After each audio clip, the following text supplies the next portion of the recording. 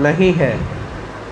इस संसार का किसने निर्माण किया, यह एक सामान्य प्रश्न है। इस संसार को ईश्वर ने बनाया, यह भी इस प्रश्न का वैसा ही सामान्य उत्तर है। योजना में ईश्वर के अनेक नाम हैं, जैसे ईश्वर, ब्रह्माया, महाब्रह्मा। यह ईश्वर कौन है और यह कैसे अस्तित्व में आया, इन प्रश्नों का कोई उत्तर नहीं है। जो लोग ईश्वर में विश्वास रखते हैं वे उसे सर्वशक्तिमान, सर्वव्यापक तथा सर्वअंतर्यामी, सर्वज्ञ कहते हैं। ईश्वर में कुछ नैतिक गुण भी बताए जाते हैं। ईश्वर को शिव भला कहा जाता है, ईश्वर को न्यायी कहा जाता है और ईश्वर को दयालु कहा जाता है। प्रश्न पैदा होता है कि क्या तथागत ने ईश्वर को सृष्टिकर्ता स्वीकार किया था? उत्तर है नहीं, उन्होंने स्वीकार नहीं किया। इनके अनेक आधार हैं जिसके कारण तथागत ने ईश्वर के अस्तित्व के सिद्धांतों को अस्वीकार कर दिया। किसी ने कभी ईश्वर को नहीं देखा, लोग केवल उसकी चर्चा करते हैं।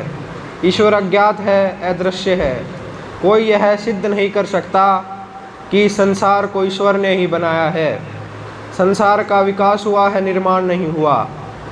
इसलिए ईश्वर में विश्वास करने से कौन सा लाभ हो सकता है? यह अलाभकारी है।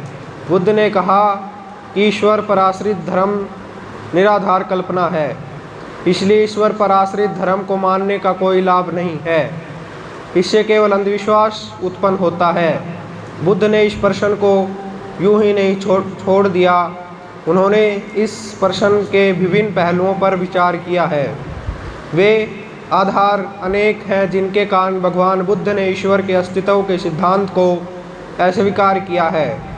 उनका तर्क था कि ईश्वर के अस्तित्व का सिद्धांत सत्य पर आधारित नहीं है। भगवान बुद्ध ने वासेठ और भारद्वाज के साथ हुई अपनी बातचीत में इसे स्पष्ट कर दिया था। वासेठ और भारद्वाज में एक विवाद उठ खड़ा हुआ था कि मुक्ति का कौन सा मार्ग सच्चा है और कौन सा झूठा है। जिस समय भगवान बुद्ध महान भिक्षु संघ के साथ कौशल जनपद में चारिका कर रहे थे, उनका मन साकत नाम से ब्राह्मण गांव में अचीरवती नदी के तट पर एक अम्बन में ठहरना हुआ। वासेठ और भारद्वाज दोनों मन साकत नाम के नगर में रहते थे। जब उन्होंने यह सुना कि तथागत उनके ही नगर में ठहरे हुए हैं, तो वे उनके पास गए और दोनों ने भगवान बुद्ध के सम्मुख अपना दृष्टिकोण प्रस्तुत किया। भारद्वाज बोला, तुर्क का दिखाया हुआ मार्ग सीधा मार्ग है। यह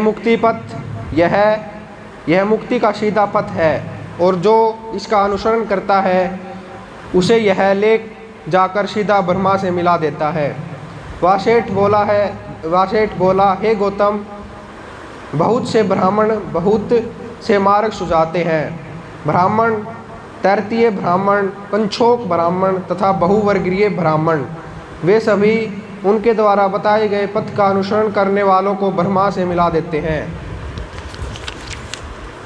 जिस प्रकार किसी गांव या नगर के निकट अनेक मार्ग होते हैं, किंतु वे सभी आकर उसी गांव में मिलते हैं, उसी प्रकार से ब्राह्मणों द्वारा लिखे गए सभी पंथ ब्रह्मा से जा मिलते हैं। तथागत ने प्रश्न किया, तो वासेठ, क्या तुम्हारा यह कहना है कि वे सभी मार्ग सही हैं? वासेठ बोला, स्मरण गौतम, हाँ, मेरा यही कहना है। लेकिन वासेठ, क्या तीनों वेदों के जानकार इन ब्राह्मणों में कोई एक भी ऐसा है जिसने ब्रह्मा का आमने सामने दर्शन किया है? गौतम, वास्तव में नहीं।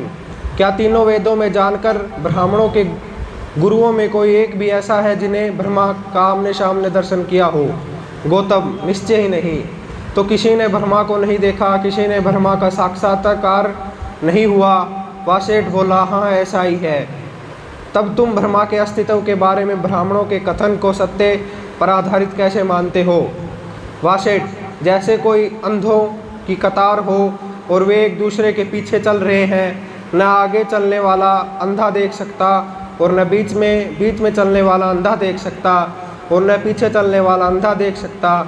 इसी तरह वाशेठ मुझे लगता है कि ब्राह्मण का कथन भी केवल अंधा कथन है। न आगे चलने वाला देखता है, न बीच में चलने वाला देखता है और न पीछे चलने वाला देखता है। इन ब्राह्मणों की बातचीत केवल हास्यास्पद है, शब्दों का अंबार मात्र है, व्यर्थ की बातें हैं जिसमें सार कुछ भी नहीं है। वाशेठ, क्या यह ठीक ऐसा ही नहीं है जैसे किसी आदमी का ऐसी स्त्री से प्रेम हो गया हो जिसे उसने कभी देखा ही न हो? वाशेठ बोला, हाँ, यह तो ऐसा ही है। वाशेठ, अब तुम क्या सोचते हो? यदि लोग तुमसे पूछे, अच्छा मित्र, तुम जिस प्रदेश की सबसे सुंदर स्त्री को से इतना प्रेम करते हो और उसे चाहते हो, वह कौन है? क्या वह एक कुलीन स्त्री है अथवा ब्राह्मण स्त्री है, वैश्य है अथवा शूद्र है? सृष्टि के तथाकथित रचयिता महाब्रह्मा की चर्चा करते हुए तथागत ने भारद्वाज और वाशेठ को कहा, मित्रों, जिस प्राणी ने सबसे पहले जन्म लिया था वह अपने बारे में इस प्रकार सोचने लगा कि मैं ही ब्रह्मा हूँ, महाब्रह्मा हूँ, विजेता हूँ, अविजित हूँ, सर्वद्रष्टा हूँ, सर्वाधारी कारी हूँ, मालिक हूँ, निर्माता हूँ, रचयिता हूँ, मुखिया हूँ, व्यवस्थापक हूँ, आप ही अपना स्वामी हूँ और जो अब है तथा जो भविष्य में पैदा होने वाले हैं उन सब का पिता हूँ। मुझसे ही यह सब प्राणी उत्पन्न होते हैं। इसका अर्थ यह हुआ कि जो अब है और जो भविष्य में उत्पन्न होने वाले हैं, ब्रह्मा उन सब का पिता है। तुम्हारा कहना है कि यह जो पूजनीय विजेता अविजित ब्रह्मा है, जो अब है तथा जो होंगे तब उनका सबका पिता, जिससे हम सब की उत्पत्ति हुई है, ऐसा ब्रह्मा स्थायी है, सतत रहने वाला है, नित्य है, अपरिवर्तनशील है और वह अनंत काल तक ऐसा ही रहेगा। तो हम जिन्हें ब्रह्मा ने उत्पन्न किया है क्यों यहाँ आए हैं? क्यों हम अभी अनित्य हैं, परिवर्तनशील हैं, अस्थिर हैं, अल्पजीवी हैं और मरण धर्मी हैं? वाशेठ के पास इसका कोई उत्तर नहीं था। तथागत का तीसरा तर्क ईश्वर के सर्वशक्तिमान होने से संबंधित था। यदि ईश्वर सर्वशक्तिमान है और सृष्टि का कार्य क्षण कारण है, तो फिर इस कारण से आदमी के अंदर कुछ करने की इच्छा ही उत्पन्न नहीं हो सकती, न ही उसके लिए कुछ करने की आवश्यकता हो सकती है, न ही उसमें कुछ करने का संकल्प हो सकता है और न ही प्रयास करने का। आदमी को निष्क्रिय रहकर संसार में किसी भी मामले में कोई भूमिका नहीं निभानी चाहिए। यदि यह ऐसा ही है तो ब्रह्मा ने आदमी को पैदा ही क्यों किया? इसका भी वाशेठ के पार कोई उत्तर नहीं था। तथागत का चौथा तर्क था कि यदि ईश्वर है, शिव है, कल्याण स्वरूप है, तो आदमी हत्यारे, चोर, व्यभिचार, झूठे, चुगलखोर, बकवादी, लोभी, दोषी और कुर्मगी क्यों हो जाते हैं? इसका कारण अवश्य ही ईश्वर होना चाहिए। क्या किसी भले शिव स्वरूप ईश्वर के अस्तित्व में रहते ये संभव है? तथागत का पांचवा तर्क ईश्वर के सर्वज्ञ, न्यायी और दयालु होने से संबंधित था। यदि कोई ऐसा सर्वोच्च सृष्टि करता है जो न्यायी भी है और दयालु भी है, तो संसार में इतना अन्याय क्यों व्याप्त है? भगवान बुद्ध का प्रश्न था। उन्होंने कहा, जिसके पास भी आंखें हैं वह इस दृश्य को देख सकता है। ब्रह्मा अपनी रचना को ठीक क्यों नहीं बनाता है? यदि उसकी शक्ति इतनी असीम है कि उसे कोई सीमा बांध नहीं सकती, तो किसी के कल्याण के लिए उसके हाथ का फैलाना इतना दुर्लभ क्यों हो जाता है?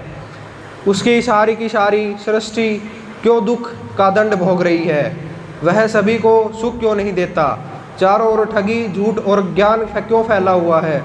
सत्य पर झूठ क्यों बाजी मार लेता है? सत्य और न्याय क्यों पराजित हो जाते हैं?